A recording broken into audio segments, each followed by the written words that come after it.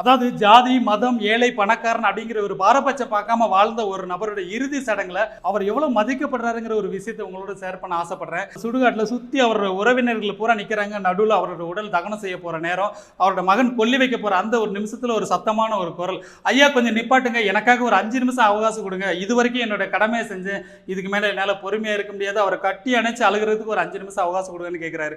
அவரை தூக்கி அணைச்சு, ஐயா உங்களோட முகத்தை திரும்ப நான் என்னைக்கு பார்க்க போறேன், உங்களோட உடலைத்தான் நான் விடிய விடிய எரிக்க போறேன்னா, அவ்வளோ பெரிய பாவம் செஞ்சுட்டேனான்னு சொல்லிட்டு கட்டி அணைச்சு அழுகிறாரு. அதாவது தினம் 2-3 பிணங்களை சாதாரணமாக எரிக்கக்கூடிய ஒரு சமுதாயத்தை சேர்ந்தவரோட மனசுல இந்த அளவுக்கு தாக்கத்தை ஏற்படுத்தியிருக்குன்னா அவர் வாழ்ந்த வாழ்க்கை அந்த மாதிரி.